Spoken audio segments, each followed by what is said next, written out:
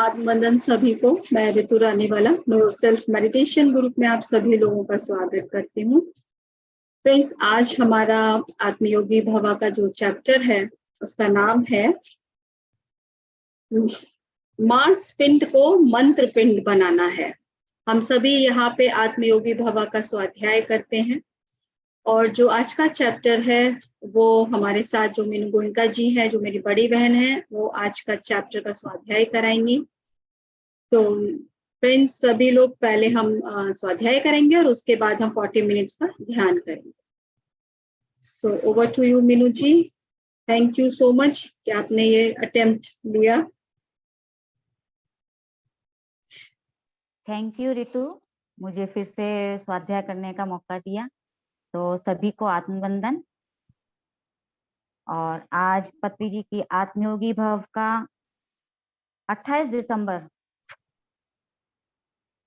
ध्यान महाचक्र 4 मांस पिंड को मंत्र पिंड बनाना है। तो हम मैं चैप्टर शुरू करती हूँ। तो उन्होंने बताया है कि सितार, वायलिन और बांसुरी की तरह शरीर भी एक वाद्य।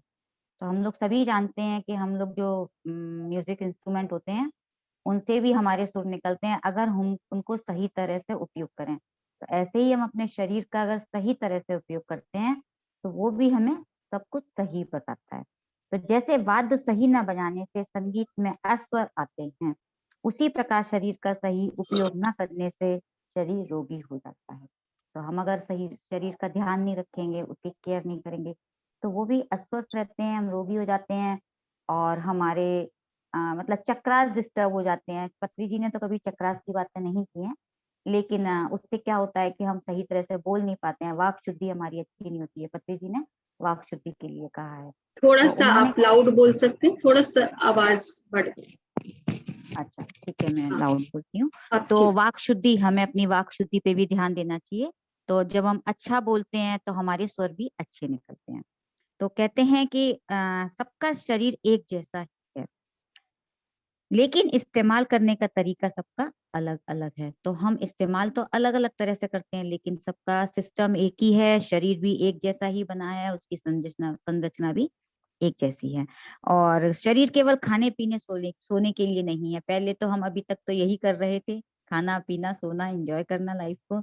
लेकिन अब हम समझ गए शरीर केवल इस काम के लिए हमें नहीं मिला है। हमारे जो हमारा उद्देश्य है, हमारा लाइफ का पर्पस है, हमें वो जानना चाहिए जिससे कि हम उसको पूरा कर सकें। तो सबसे पहले तो हम ध्यान करते हैं, उससे हमें आत्मज्ञान होता है और हम जान पाते हैं कि हमारा लाइफ पर्पस क्या है। तो यह ज्ञानी, ध्यानी और आत्म ज्ञानी बनने के लिए है। ये शरीर हमें मिला है ध्यान करने के लिए, उससे ज्ञान पाने के लिए, और उससे भी आगे हमें अपने बारे में आत्मज्ञान प्राप्त करना है। तो वो कहते हैं, मैं 1989 में 2.5 साल अपने गुरु सदानंद योगी जी के साथ रहा। उनके गुरु थे सदानंद योगी, वो उनके साथ 2.5 साल तक रहे। वो कहते थे इस मांस पिंड को मंत्र पिंड बनाना है। तो जो हमारा शरीर है मांस पिंड, यानी इस शरीर को मांस पिंड कहते हैं, अन्नमय कोश, यानी हम सिर्फ खाते पीते हैं, जो हमारा शरीर फिजिकल बॉडी है, तो इसको उन्होंने मांस पिंड कहा है।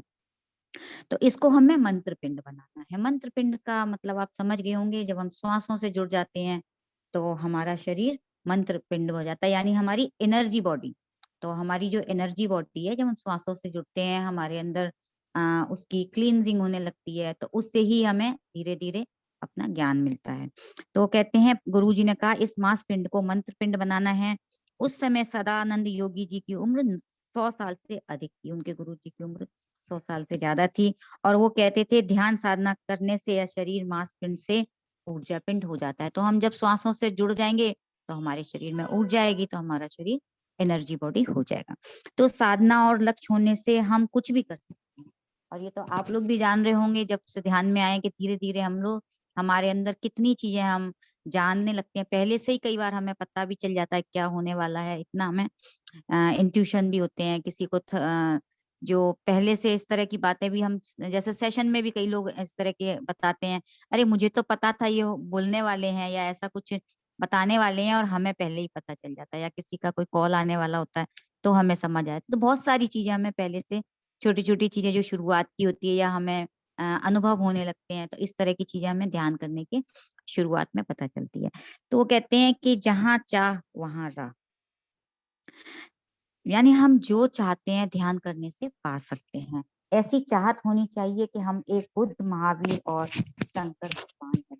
यानी ऐसा नहीं है बस हमने ध्यान कर लिया और अपने अनुभव मिल गए, बस हम यहीं तक रुक जाए। हमें आगे बढ़ते रहना है। शंकर भगवान भी ध्यान करते थे, वो भी चाहते तो बस, उन्हें तो पता ही था मैं तो भगवान हूँ, मैं क्यों ध्यान करूं।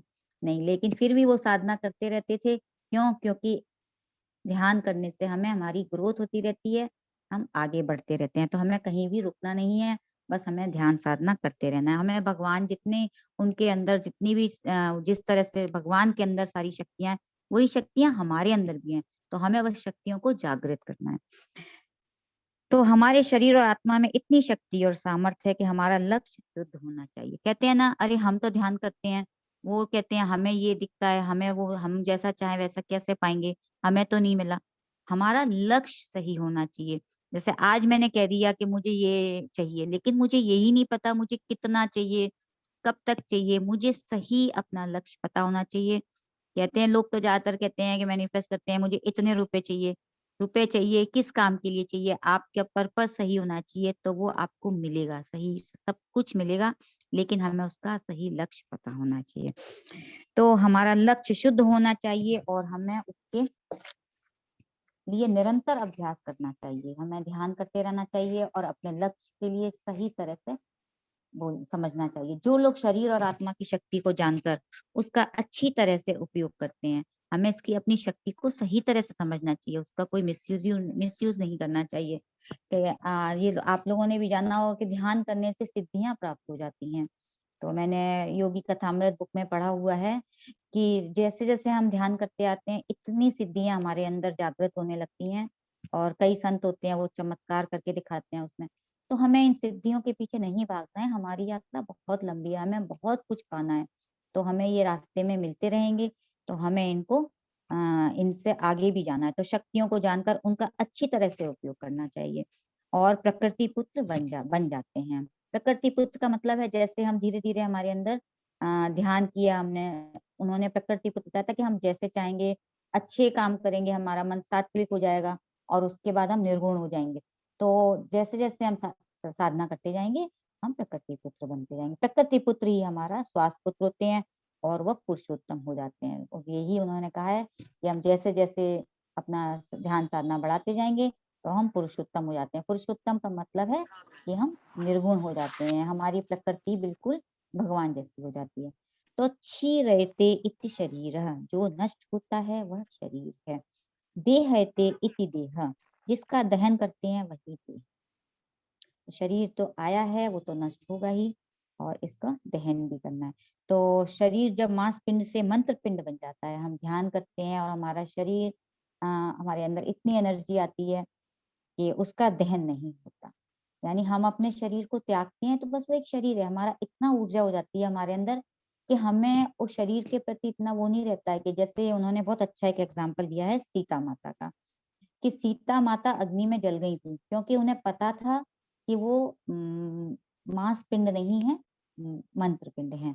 तो उन्होंने ये एक्सपेरिमेंट किया था। उन्होंने जो भी हमें अपना स्टोरी है सीता जी की, वो हम लोगों को बताने के लिए, हमें ज्ञान देने के लिए क्या था कि हम अगर अपने शरीर को इतना ऊर्जावान बना लें तो हम भी मांस पिंड से मंत्र पिंड बन जाएंगे। तो कहते हैं उसका दहन नहीं होता। जब सीता माता ने अग्नि में प्रवेश किया था तो अग्नि ने उनके शरीर का दहन नहीं किया।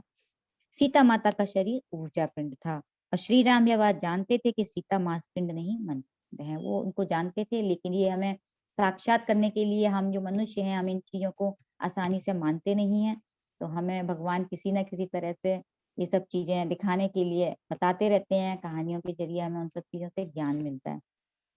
तो सीता माता की महानता दुनिया को दिखाने के लिए उन्होंने ऐसा किया। ये अग्नि परीक्षा नहीं, संसार के लिए उदाहरण था कि ऊर्जा पिंड यानी मंत्र पिंड नष्ट नहीं होता। तो अगर हम अपने अंदर इतनी ऊर्जा कर लेते हैं तो हम भी नष्ट नहीं होंगे, हमारे शरीर को फिर दहन नहीं किया जाता और हम भी नष्ट नहीं होंगे। सीता सीता माता जन्म से पूर्व 18 साल तक महाकारण लोक में ध्यान करके ऊर्जा पिंड बन गई थी। उन्होंने इतने साल तक जो ध्यान किया तो उनके शरीर में इतनी ऊर्जा हो गई थी कि वो महाकारण रूप में वहां उनका शरीर में बहुत ऊर्जा थी, वहीं पे वो रही थी 18 साल तक। तो रामायण और महाभारत से यही पता चलता है कि हम में अनंत शक्ति है, अतः लक्ष्य ऊंचा रखें। तो ये जितनी भी हमारे सामने जो धार्मिक और कहानियां आती हैं, इन सब से हमें यही ज्ञान मिलता है कि हम अपने आप को उनके जैसा बनाएं।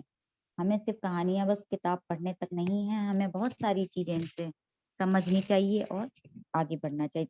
तो पत्री जी कहते हैं यद भावम तद भक्ति, यानी हम जैसा चाहेंगे। अभी मेरी वॉल्यूम ठीक है? हेलो? हाँ अभी ठीक है, अभी ठीक है, थोड़ा कम हो जाता है। अभी अच्छा ठीक है। ठीक है। तो यद भावम तद भक्ति, तो वो कहते हैं कि यदि हम सोचते हैं कि मेरे करने से क्या होगा, तो ऐसी सोच होने से वास्तव में कुछ नहीं होगा। यानी हमें अपनी पहले सोच बदलनी चाहिए। हम पहले ही सोच लेंगे अरे हम ध्यान तो कर रहे हैं लेकिन पता नहीं होगा कि नहीं होगा, तो पहले ही हमने उसमें एक अपना वो विचार ऐसा डाल दिया, होगा कि नहीं होगा, संदेह। तो हम जब तक अपना लक्ष्य उसको ऐसा नहीं डालेंगे, नहीं मेरा काम होगा, और हमारा लक्ष्य एकदम सही होगा, तो हमारा काम भी होता है। नहीं तो हम पहले ही उसमें शक डाल देंगे, संदेह करेंगे, अरे होगा कि नहीं होगा, मैं कर पाऊंगी कि नहीं कर पाऊंगी। तो इस तरह के जो विचार हम डाल देते हैं ना, वो हमारे काम में बाधा आते हैं।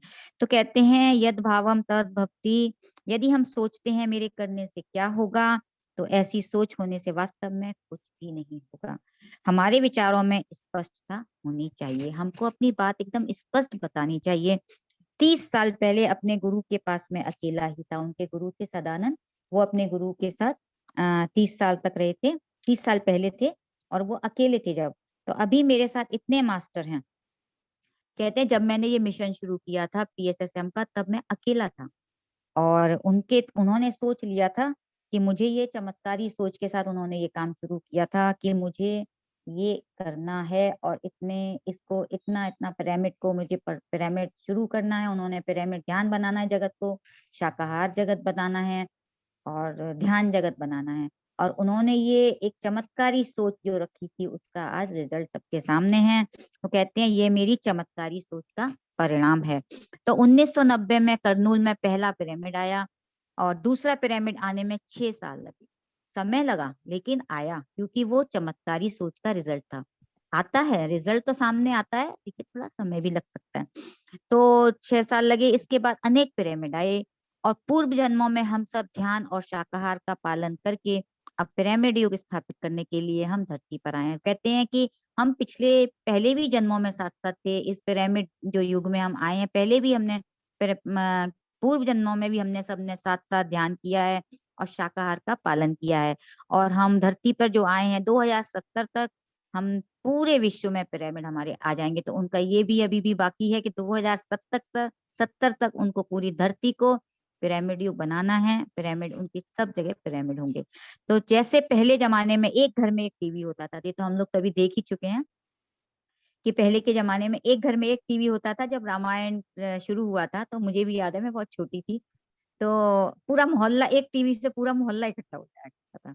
तो वही चीज है ना कि एक एक पहले एक पिरामिड होता है, उसके बाद हर घर में पिरामिड आ जाएंगे, घर घर में पिरामिड होंगे, घर घर में ध्यानी होंगे। तो यही बता रहे हैं कि जैसे पहले जमाने में एक टीवी होता था, अब हर कमरे में टीवी है। तो मैं माइक से बात कर रहा हूँ, उस समय वो माइक पे बात कर रहे थे। पूरे विश्व में लाखों लोग घर में बैठ देख रहे हैं।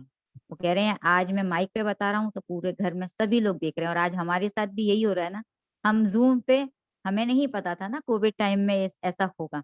तो कोविड आया हमारे लिए तो बहुत ही अच्छा रहा। हम लोग जूम में सभी कहाँ कहाँ से दूर दूर के लोग आज जुड़े हुए हैं।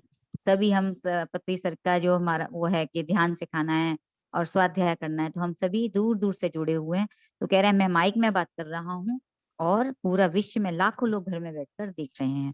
तो ये आधुनिक युग की तकनीक है, ये तकनीकी तो है जो आज मोबाइल और जूम चल रहे हैं। तो ये सभी उन्होंने बहुत अच्छा सा बताया। इसी तरह पिरामिड भी ऐसी तकनीक है जिससे ऊर्जा क्षेत्र निर्मित होता है। तो वो कहते हैं पिरामिड हमें बनाने चाहिए जिससे हमारा ऊर्जा क्षेत्र निर्मित होता है। जैसे ज्यादा से ज्यादा पिरामिड बनेंगे वैसे ही इसकी ज्यादा से ज्यादा ऊर्जा निर्मित होती है। तो सृष्टि के सभी ग्रहों में पिरामिड है। ऐसा नहीं है कि सिर्फ हमारे यहाँ ही है, हमें लगता है बस आसपास में है या सिर्फ यहाँ। धरती के जितने भी ग्रह हैं, सभी सृष्टि के सभी ग्रह हैं, सभी ग्रहों में पिरामिड है। हम दूसरे और भी ग्रह हैं, वहां पर भी पिरामिड है। तो ग्रहांतरवासी पिरामिड की शक्ति के माध्यम से आपस में वार्तालाप करते हैं। यानी इसमें इतनी हाई एनर्जी होती है कि इसके जरिए वो जो फ्रीक्वेंसी होती है वो उससे बात कर लेते हैं और आपस में वार्तालाप करते हैं। पिरामिड तकनीक दुनिया को देने के लिए पिरामिड मास्टर्स आए हैं। जो भी मास्टर्स आए हैं दूसरे ग्रहों से धरती पर, वो पिरामिड तकनीक दुनिया को देने के लिए आए हैं। यानी हमें पूरी दुनिया में ये तकनीक फैला देनी है और सभी को पिरामिड ध्यान, शाकाहार जगत, पिरामिड जगत और ध्यान जगत, तो ये हम सबको भी यही एक मिशन ठान लेना चाहिए कि हम ज्यादा से ज्यादा लोगों को ध्यान सिखाएं और अपनी अपनी जर्नी में अपने, कहते हैं ना कि हमें अपना खुद का भी तो ग्रोथ करनी है ना, तो हमें अपनी ग्रोथ भी करनी है। तो थैंक यू फ्रेंड्स। हमें अपने आप को मांस पिंड से मंत्र पिंड बनाना है। तो जो अब ध्यान करेंगे तो हम अपने आप को ज्यादा से ज्यादा एनर्जी लेंगे और हमारा शरीर क्या बनेगा, मांस पिंड से मंत्र पिंड। तो हमें भी वही करना है। Thank you Ritu ji, thank you Patri sir. और बहुत अच्छा है और सर का बर्थडे भी आने वाला है, तो मुझे बहुत खुशी हो रही है। मैं बहुत एक्साइटेड हूँ उस दिन के लिए। पत्री सर ने इतना कुछ दिया हमें, इतना कुछ सिखाया। Thank you thank you thank you thank you friends. है आज आप मंत्र पिंड हो गए, इतना खुश हो आप। वैसे भी हम सबको धीरे धीरे मंत्र पिंड ही हो जाना है। वेरी नाइस, बहुत अच्छा समझाया आपने, बहुत अंदर तक हमें खुश रहना है। बिल्कुल बिल्कुल। और वैसे सच में जब से हम लोग इस ग्रुप से जुड़े या हमने जो आध्यात्मिकता को समझा, और बहुत आसान है, मतलब ये कोई बहुत टफ नहीं है, ये शब्द इतना सिंपल है, लेकिन लोगों ने इसको ना बड़ा डिफिकल्ट बना दिया है। और अच्छी बात ये है कि कितना इजी कॉन्सेप्ट है कि अगर हम स्पिरिचुअली उस चीज को समझें तो लाइफ में प्रॉब्लम जिसे हम इतना बड़ा कर लेते हैं उसे जरूरत ही नहीं पड़ेगी। वो ऐसा लगेगा आया और गया, एक पानी के बुलबुले की तरह। आध्यात्मिकता में यही सिखाती है। हाँ, और मैंने ना अभी वो क्या बोलते हैं तुलसी दल बुक में भी पढ़ा था कि पत्ती सर का, उसमें भी एक है कि मांस पिंड और मंत्र पिंड।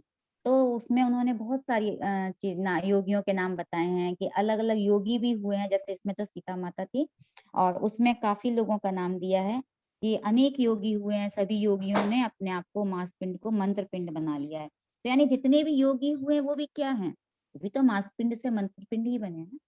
तो ऐसा नहीं है कि हम नहीं बन सकते हैं, हमें भी वही करना है। जबकि महाअवतार बाबा जी का तो देखिए क्रिया योग की वजह से वो तो आज भी लोगों को शरीर में भी दिख जाते हैं और कितने हजारों वर्षों से जीवित हैं। उनका तो एक अलग ही कहना चाहिए, एक अलग एनर्जी है उनकी। स्टोरी अगर आप कैसे जनरली लोगों को बोलेंगे तो वो उनको विश्वास नहीं होगा, लेकिन जिन्होंने उनको महसूस किया होगा सिर्फ वही जानते हैं, जिन्होंने उनकी वॉइस सुनी होगी या उनको अपने सामने देखा होगा। और वो सच में लोगों को मिलते हैं, एक ह्यूमन बॉडी में, ह्यूमन फॉर्म में मिलते हैं। तो कितनी कहना चाहिए, एक जो यहाँ पर सर कह रहे हैं कि हमें मांस पिंड को मंत्र पिंड बनाना है, तो ये सब कुछ मुमकिन है, ऐसा नहीं है, लेकिन हम सबको उसके लिए ध्यान करनी पड़ेगी, साधना करनी पड़ेगी। और बहुत अच्छा है। लेकिन आध्यात्मिकता का सफर ना ऐसा है जैसे अब हमारे लिए हर रोज हर क्षण सीखते रहना है, समझते रहना है। मुझे तुम्हारे अभी जो बोल रही थी ना, हर पल हर क्षण, तो ऐसा लगता है ना जैसे हर कदम कदम पे फूल बिछे हुए हैं और फूल उठाते जाओ आगे बढ़ते जाओ, फूल उठाते जाओ आगे बढ़ता। तो मतलब कुछ हमेशा एक खुशी सी मिलती है, जैसे हमारे लिए जिंदगी कितनी अच्छी होती जा रही है। और हम एक कारपेट बिछा होता है ना, क्योंकि हम अवेयरनेस में आ गए ना। हमारी लाइफ अब अवेयर है इजीली अपने थॉट्स के लिए कि हमारे अंदर क्या चल रहा है। ऐसा नहीं है कि इमोशंस नहीं आते, या ऐसा भी नहीं है कि जो इतने सालों से या कितने समय से हमारे भीतर जो भी कहना चाहिए जो भी कमियां रही हो, ऐसा नहीं है कि वो सरफेस में नहीं आती, बट अब वो उसका हमारे ऊपर उतना होल्ड नहीं होता, अब हम उनको कंट्रोल कर पाते हैं, कंट्रोल इजीली हमारा उनको, उनके हाँ, ऊपर होल्ड उससे हो गया। निकल जाते हैं, उससे आसानी से निकल जाते पहले वो हम हमें कंट्रोल करते थे, अब हम उनको कंट्रोल कर लेते हैं, बस अब हमारे हाथ में वो जादू की छड़ी लग गई है। और बहुत सिंपल है, इनफैक्ट बड़ी अच्छी बात है ये। तो और हम यही तो हमें सीखना है कि हमें अपने जो इंद्रियां हैं कि क्या बोलना है, क्या सोचना है, बस इन्हीं पे तो धीरे धीरे करते जाएंगे तो हम प्रैक्टिस में आ जाते हैं कि हमें कैसे बोलना है, क्या सोचना है, अपने विचारों पे कंट्रोल करें। यही जैसे सर ने सबसे इसमें पहले लिखा है कि उन्होंने ये सफर जो है अकेले शुरू किया था, और ये उनके चमत्कारी सोच का ही परिणाम है, मिरेकुलस माइंड, और इसीलिए आज लाखों लोग, करोड़ों लोग उनके साथ जुड़े हुए हैं और अपने जीवन को ट्रांसफॉर्म कर रहे हैं, और लोगों को भी ये संदेश पहुंचा रहे हैं। और आप लोग भी इसको आगे अपने जीवन को ट्रांसफॉर्म कीजिए, और आगे भी लोगों को ध्यान के लिए, पिरामिड के लिए और शाकाहार के लिए हम सबकी अब जिम्मेदारी बनती है कि हम सबको इसे आगे लेकर जाना है।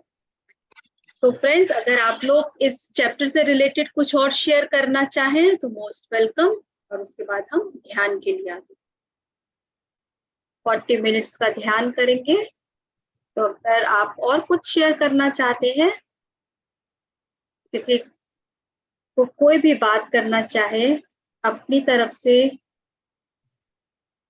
मैं एक लाइन और जोड़ूंगी हाँ जी। कि जैसे अपने पहले तो हम पत्री सर से नहीं जुड़े हुए थे, तो हमें यही सिखाया था मनसा वाचा कर्मणा, है ना। तो ये बहुत वैसे देखा जाए तो सब कुछ यही है, हमारे मन यानी विचार, और वाचा माने जो हमने बोलना है, वचन, और कर्म, फिर हमें कर्म करते हैं, तो हमें कैसे कर्म करने हैं।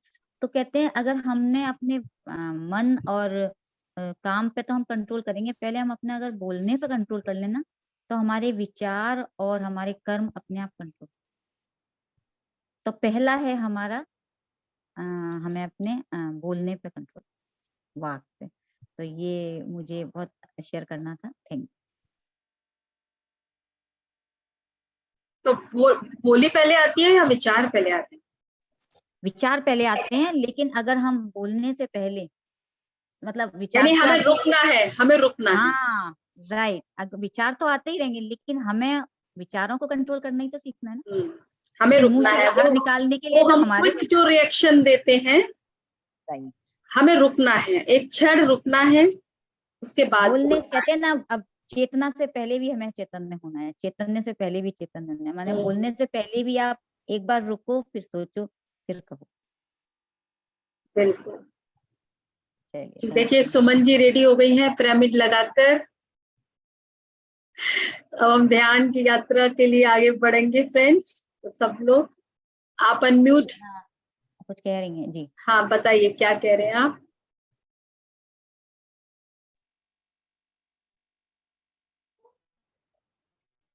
आपकी आवाज नहीं आ रही है।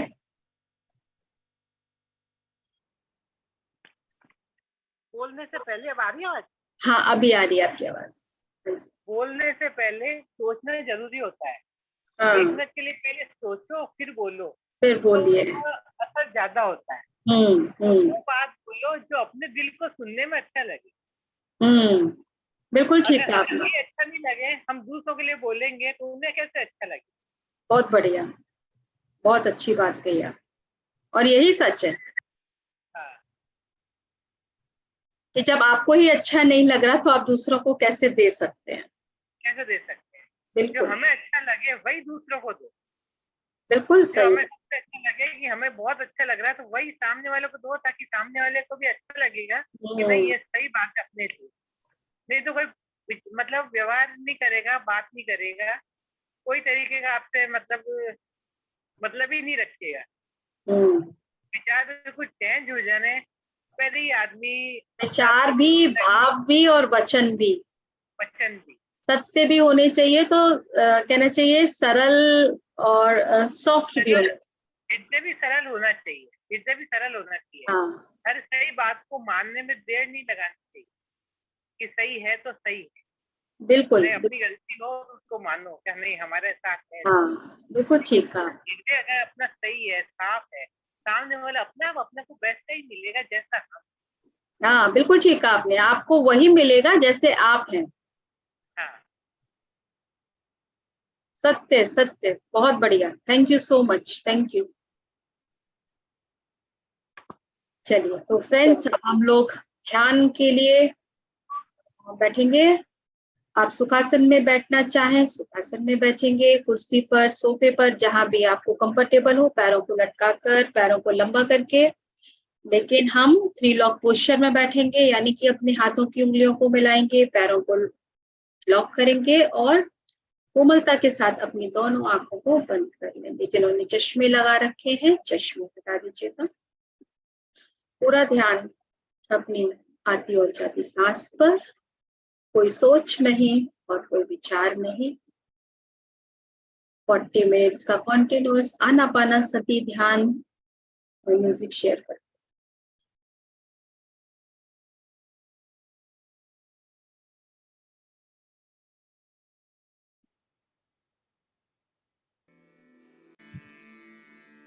म्यूजिक शेयर हो गया, वॉल्यूम ठीक है? हाँ, थोड़ा सा बढ़ा दो। हाँ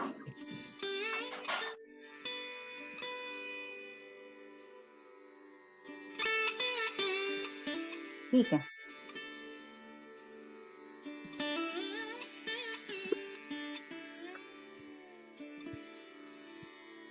एकदम सरल सहज, शरीर में कोई भी तनाव नहीं, एक प्यारी सी मुस्कान चेहरे पर।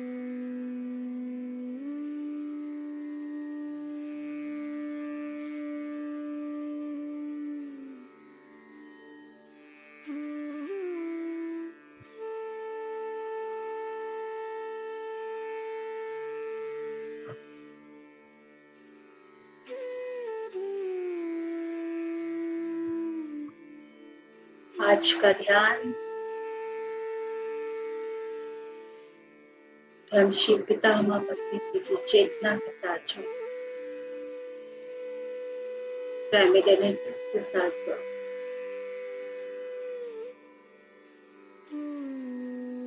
सभी उच्च लोक के मास्टर्स के साथ जुड़कर अपने आप को पूरी तरह से समर्पित करते हुए आज के ध्यान के लिए हर एक सांस के साथ जुड़े रहने के लिए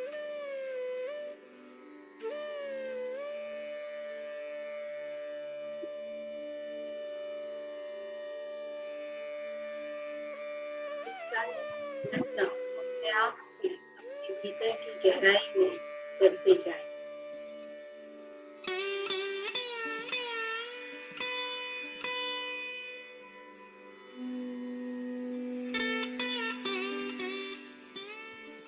ये विचार तो बादलों की तरह आएंगे और वैसे ही चले भी जाएंगे, कोई भी नहीं ठहरे। ठहराना है अपने आप को, अपनी सांसों को, अपने भीतर की शांत उस असीम उस गहराइयों में।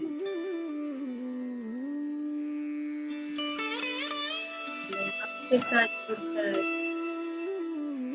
अपने सत्य स्वरूप को जानने को आज करता।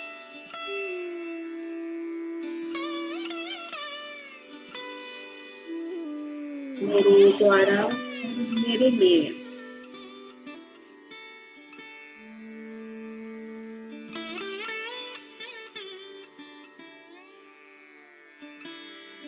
मेरे सत्य को जानने की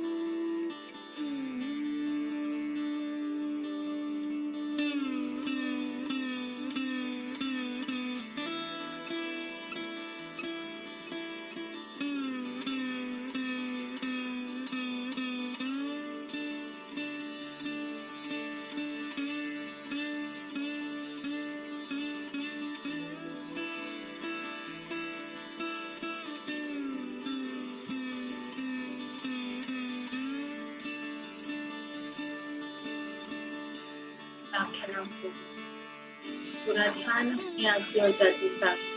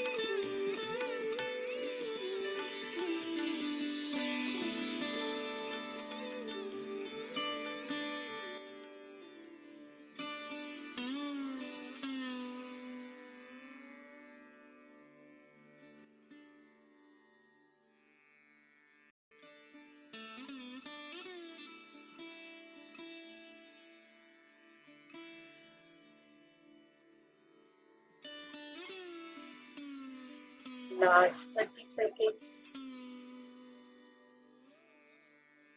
धीरे धीरे अपने वातावरण के प्रति सजग होना शुरू करेंगे, अपने शरीर के प्रति सजग होना शुरू करेंगे। हाथ पैरों को हिलाएंगे, तो धीरे से अपने दोनों हाथों की उंगलियों को खोलकर आपस में रखकर अपने आप पर रखेंगे।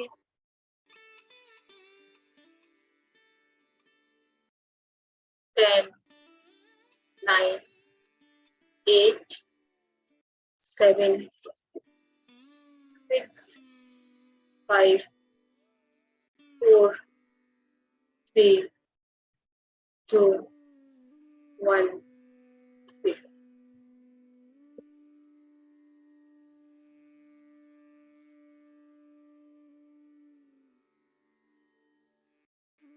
अपने आप को धन्यवाद कहते हुए, अपने आप को ब्लेस करते हुए, इस रोल को, इस डिविनिटी को ब्लेस करते हुए, पूरे ब्रह्मांड को धन्यवाद कहते हुए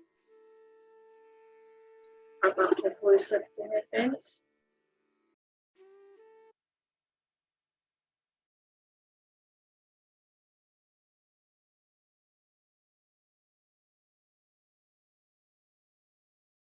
पानी आप सभी के पास है, उनके पास भी पानी है। पानी को जरूर पिएंगे ध्यान से। बाहर आने के बाद उसको धन्यवाद कहते हुए, उसमें लव एनर्जी, सुख, शांति, जो भी आप इंटेंशन देना चाहें उस पानी में अपने इंटेंशंस देकर, उनको पॉजिटिव वर्ड्स से दिल चार्ज करके आप उस पानी को पी सकते हैं।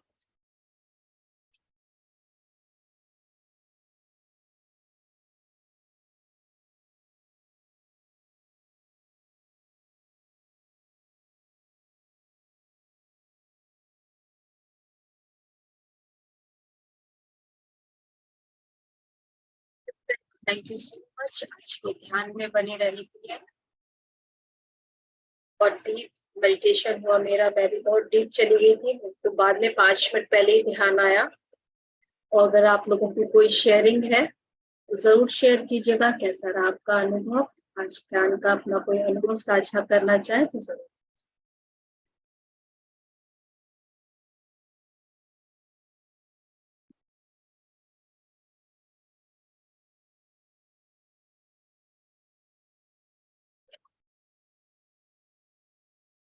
दोस्तों कल फिर मिलते हैं 4 बजे। हम अपने गेस्ट स्पीकर के साथ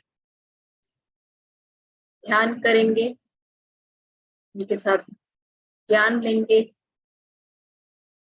तो कल हम फिर से 4 बजे जुड़ेंगे। तब तक के लिए धन्यवाद। थैंक यू सो मच आप सभी लोगों का। Take care, have a nice day, bye bye.